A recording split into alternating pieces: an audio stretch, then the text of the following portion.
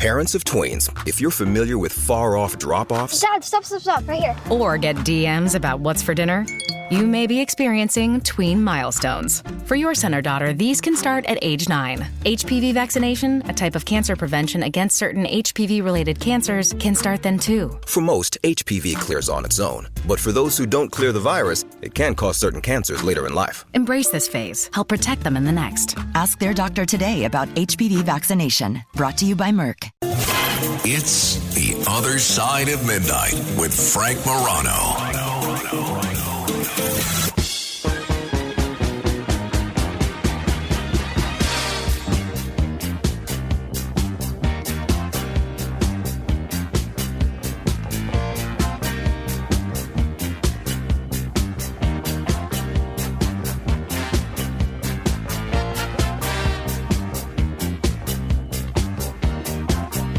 What is it about serial killers that we find so fascinating? You know, at the end of the month, I generally get a breakdown of what podcast segments really track really well. And, you know, some are easy to predict. For some reason, whenever Douglas McGregor's on the show, there's just incredible numbers. Same thing with, obviously, big stars like William Shatner and others. But over the last couple of months, some of the segments that have gotten the most listenership have to do with serial killers. In that case, it was the son of Sam, David Berkowitz. Well, now there is a live event show that is touring around the country, exploring the world of serial killers, which has everybody talking about this particular subject. I can't think of somebody that's better suited to host this show and to bring us his insight on why the public seems so fascinated by the world of serial killers than Dr. Scott Bonn, who's a producer, a criminologist, a TV commentator, and is the author of the best-selling pop culture book, Why We Love Serial Killers, The Curious Appeal of the World's Most Savage Murderers. Dr. Bonn, it's great to have you on the program. Thanks for joining me. Well, thank you so much for inviting me, Frank. It's great to be here. It's great to have you. So why does the public seem so fascinated by such horrible people? Well, that's the million-dollar question, and as you said, the reason I wrote the book. And it's multifaceted, but I think we need to start with one key word, and the word is empathy, and that's the thing that we have and these terrible individuals like David Berkowitz don't have. And I think as humans, we're drawn to understand and to understand both the good and the bad. And in many ways, serial killers are like other predators in nature that we're fascinated with, like great white sharks. And I think it's particularly compelling. We're drawn to it to understand why they do what they do. And serial killers typically kill strangers in the most horrible ways. And it's so frightening that we're compelled to understand. It's almost like, rubbernecking the accident on the side of the road that we're just compelled to look at. And I also think at a more of a psychological level, the fact that they are so difficult to understand that it's terrifying. And I don't know about you and the audience, but I don't like ambiguity. I like to understand things. So I think that, if we can just wrap our minds around it subconsciously, then we think, well, maybe it's not so terrifying after all. And I think that's part of it. Interesting. And I want to talk to you about this show that you're doing and which of the serial killers you're profiling in this live event, I should maybe say, instead of a tour. But when you've studied serial killers, do you notice any commonalities in their psyche, whether it's their upbringing or, childhood trauma or anything like that? Are there any common threads? Yeah, well, that's really a great question. And one of the things that I like to do in my own work and when I teach and when I speak is to debunk myths about serial killers. And one of the great myths is that they're all the same, that they look like, Buffalo Bill in the Silence of the Lamb movie, sort of dysfunctional loner white guy, weirdo, out in the woods. And that's just not the case. They come in every shape, variety, race, ethnicity, sexual orientation, you name it. But there is one common denominator, and that gets to your question. And what is that common denominator? Well, for these individuals, the killing of complete strangers satiates some deep, profound psychological need that typically develops and is born out through fantasy over many, many years, and it becomes like a visceral hunger, a compulsion that only killing will satisfy. Wow. And this need, this psychological need, it varies. It's not the same. It's not always sex. Sometimes it's about power, domination, and control. Sometimes it's the need to, they're compelled, like in the case of David Berkowitz, to answer to a higher authority. In his case, it was Satan, who he believed was directing him to kill. Sometimes it's about a mission to rid the world of a group that they feel is unnecessary. Like, sadly, there are serial killers who have preyed on homeless people, for example. So there's always this psychological need that needs to be satisfied. So that's the one common denominator. At 30 minutes after the hour, if you're just tuning in, this is The Other Side of Midnight. All right, in terms of this live event tour, it's gotten rave reviews all over the place. You're performing in Chicago, in Boston, Philadelphia, Pittsburgh, St. Louis, Nashville, Atlanta, a lot of cities that we air in. What's it all about? What are you hoping people take away from seeing this serial killers live event that you're basically moderating? Yes. Well, this is based upon my own experiences. It's based upon my own training in this area. And it's also based on my actual interactions with some of the most infamous individuals of the 20th century. So it's designed to be educational. It's designed to debunk many myths that are out there about serial killers. And at the same time, it's also designed to delve into this question of our curious fascination with them, because they are, as I like to call them, celebrity monsters, and in many ways, we as society and our popular culture have put them up on a bit of a pedestal. So I seek to understand that.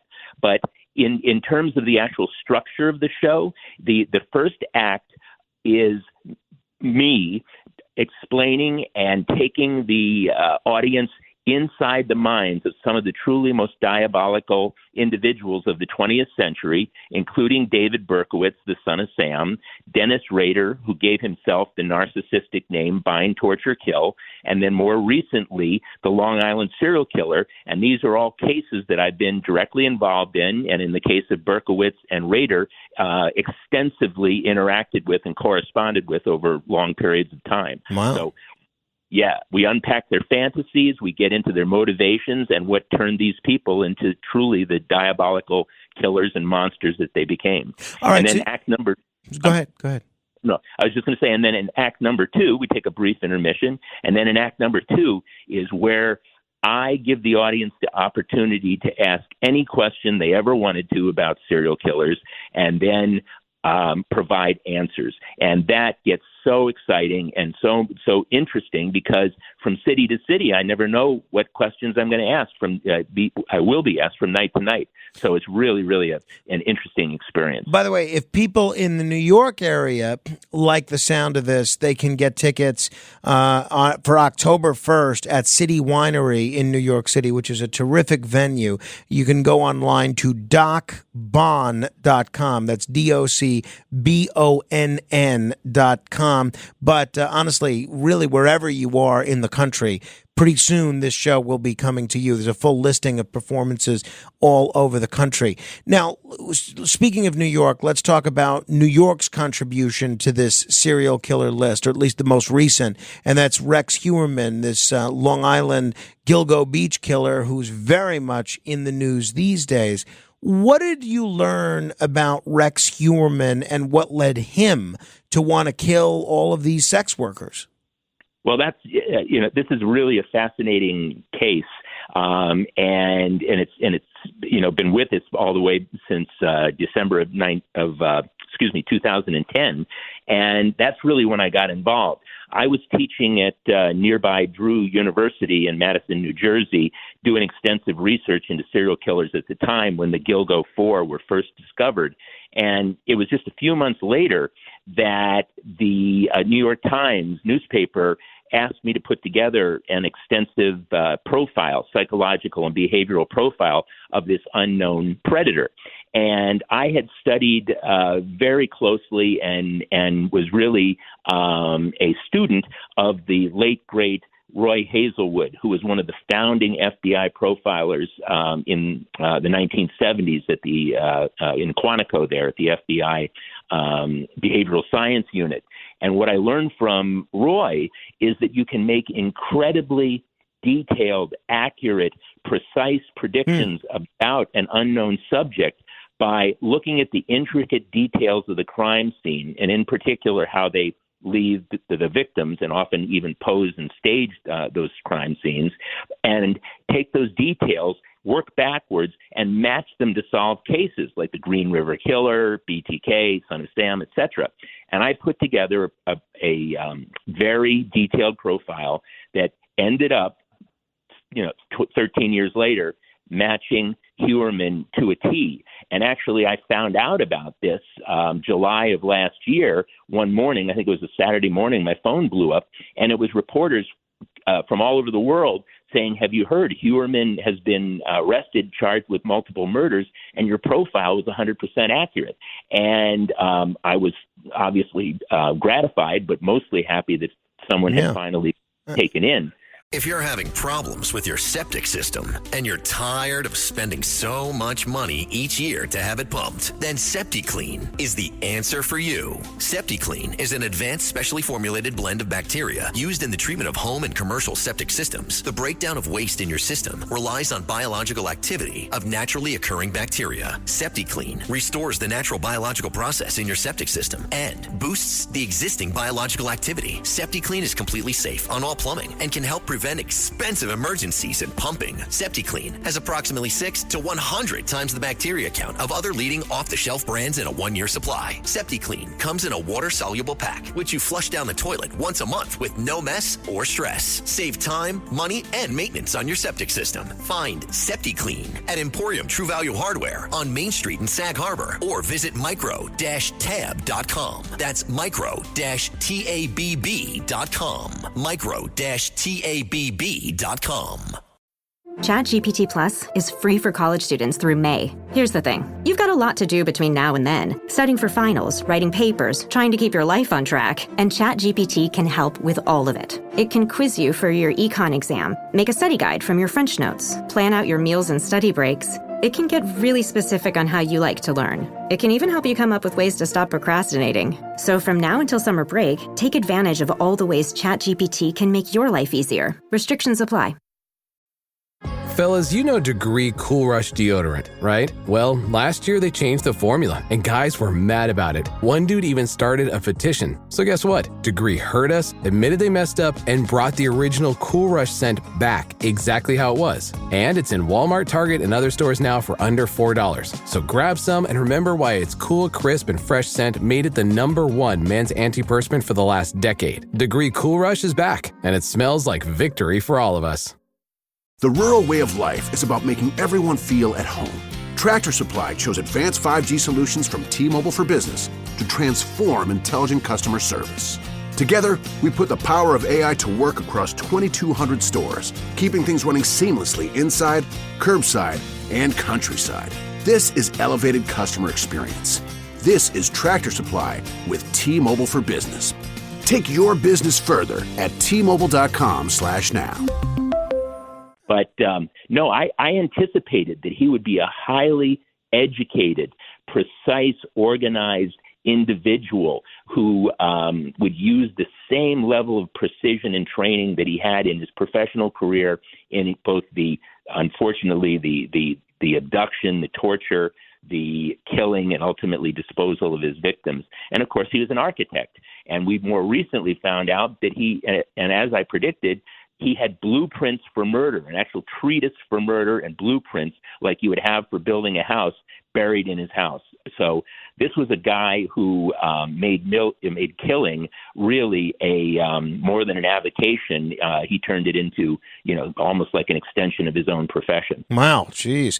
If you're just tuning in, we're talking with Dr. Scott Bonn. He's doing this live event all over the country exploring serial killers. And for whatever reason, the public has an incredible fascination with them. You're listening to The Other Side of Midnight. All right, we've talked a little bit about David Berkowitz, or at least we've mentioned David Berkowitz. He was a postal worker, another New Yorker, currently still alive, maybe listening to us right now in prison. One of the things that I asked our last two guests on The Son of Sam, both of whom very, very studied on his whole life and his whole criminal career, was something that they didn't have an answer for that I'm going to try and ask you to explain. Why did he do it? He doesn't seem like his background anyway, didn't seem violent at all. Why would this guy become a serial killer and kill all these innocent people?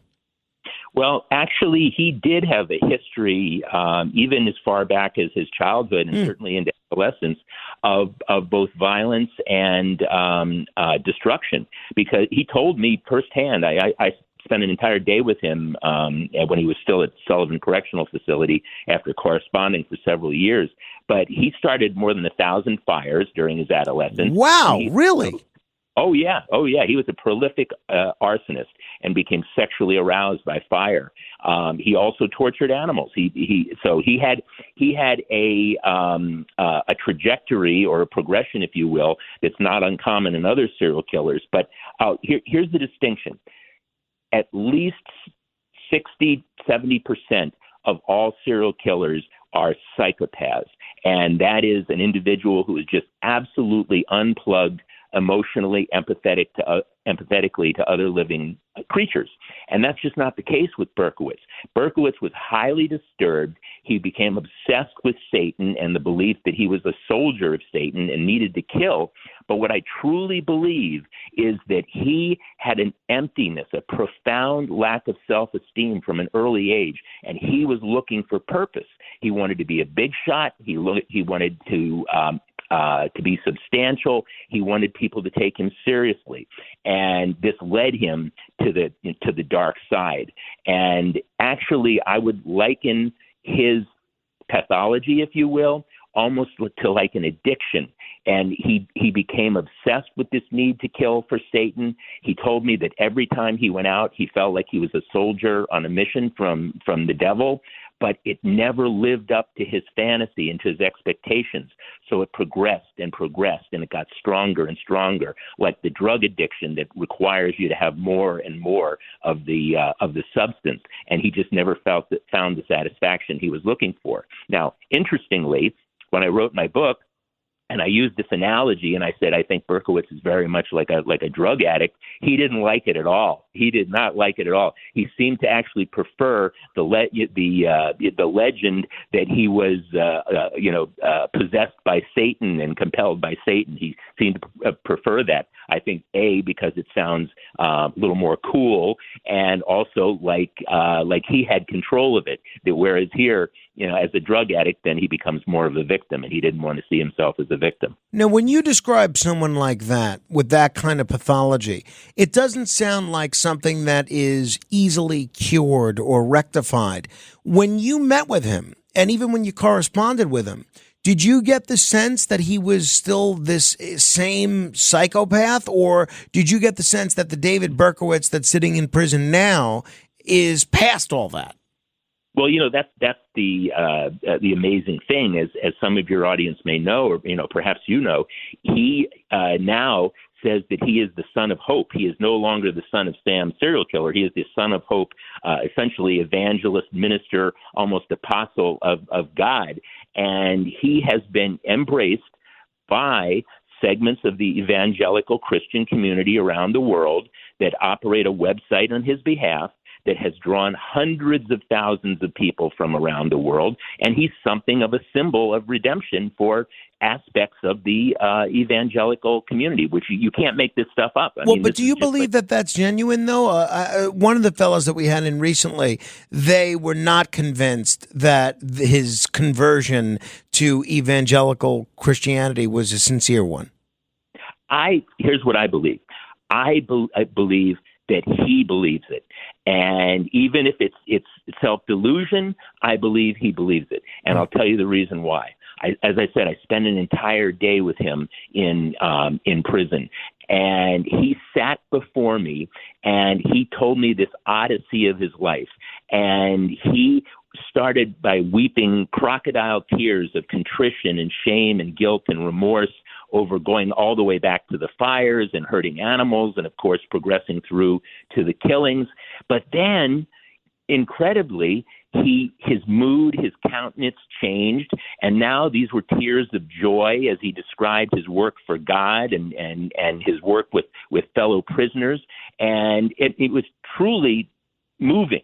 And so I'm thinking to myself, if he's acting, this guy deserves an Academy Award. He's like the Day-Lewis of serial killer actors here or something like that. So I will say this.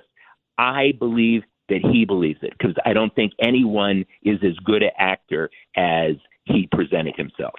Wow. All right. Now, let's talk about the BTK killer. Out of all the killers that you profile in your show and you talk about, he's probably the one that I know the least about. Obviously, I know about his crimes, but don't know much about him as a person. What can you tell us about him? Oh, my God. He, in many ways, is the worst of the worst.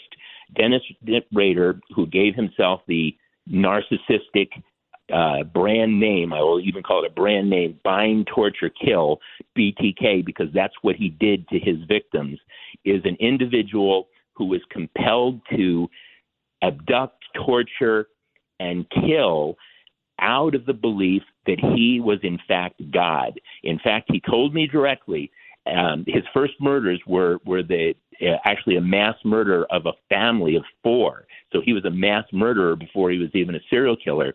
And as he killed this 11-year-old girl and hanged her in the basement and watched her die, he told me, he said, as I watched her die, I knew at that moment I was God. Oh, jeez.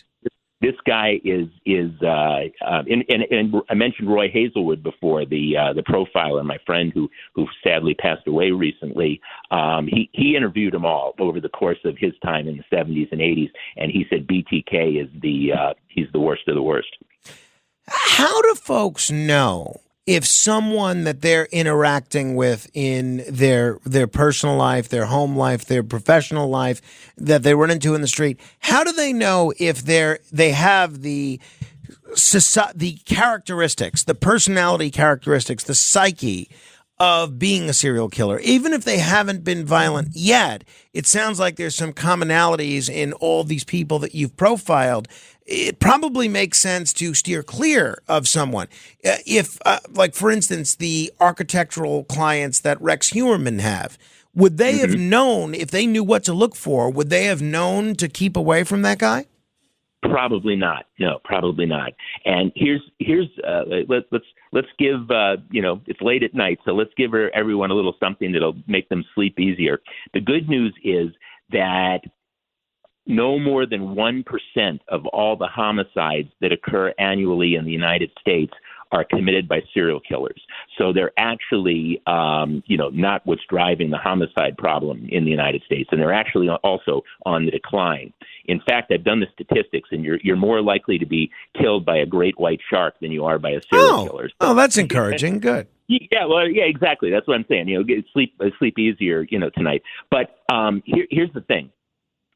If they are a true psychopath, and psychopaths are extremely rare, and most of them don't become serial killers, the Ted Bundys, the BTKs, what happens is something's awakened in them, usually around adolescence, and where violence and killing becomes intertwined with sexual pleasure somehow, and that seems to be something that ignites this fuse, if you will. But psychopaths are extremely difficult to identify because all the normal tells, the emotions, the mood swings that you might expect, they just don't have. They can't feel normal shame, guilt, remorse, even fear. So they tend to be unflappable, and they tend to be individuals that it's very difficult to tell. Now, if you do come across a psychopath, however, they tend to stand out in terms of their callousness. They tend to be very self-absorbed, very focused on what their wants and needs. And sometimes there will be the delay or the lack of affect because they don't really feel it. So if something happens that you might think that they would be sad or the opposite, that they would experience joy, and they just seem not to have any sort of reaction, that can be a potential tell or a sign. On the other hand, sociopaths are much more common, and they are not born like a psychopath with a different brain. They are born with a normal functioning brain, but they are turned into predators usually through environmental factors, abuse and trauma, and even torture themselves. And they tend to be volatile. Sociopaths tend to be very volatile, have mood swings, bouts of rage. So a sociopath is actually much easier to identify than a psychopath. All right, I got an SMS text message as we've been talking here from a listener that asks to, again, please repeat how folks can see you outside of New York City. And there's a lot of upcoming venues that you're going to be performing at. You're going to be in Philadelphia on October 2nd. Our listeners in Minnesota listening on WCCO can see you on October 4th and 5th. Our listeners at WGN in Illinois can see you on October 12th. And our folks listening on AM 910 in Michigan can see you on October 19th. But if you want to see the full list of dates, cities and venues and all that stuff, go to docbonn.com. That's DOCBONN.com. Scott, I really enjoyed the conversation. I hope we can chat again soon. That would be great. Thank you so much, and I appreciate the conversation. Certainly. If you want to comment on any portion of our discussion, you could feel free to give me a call. 646-720-0635. That's 646-720-0635. This is The Other Side of Midnight. Straight ahead. If you're having problems with your septic system and you're tired of spending so much money each year to have it pumped, then SeptiClean is the answer for you. SeptiClean is an advanced specially formulated blend of bacteria used in the treatment of home and commercial septic systems. The breakdown of waste in your system relies on biological activity of naturally occurring bacteria. SeptiClean restores the natural biological process in your septic system and boosts the existing biological activity. SeptiClean is completely safe on all plumbing and can help prevent expensive emergencies in pumping. SeptiClean has approximately 6 to 100 times the bacteria count of other leading off-the-shelf brands in a 1-year supply. SeptiClean comes in a water-soluble pack, which you flush down the toilet once a month with no mess or stress. Save time, money, and maintenance on your septic system. Find SeptiClean at Emporium True Value Hardware on Main Street in Sag Harbor, or visit micro-tab.com. That's micro-tabb.com. Micro-tabb.com.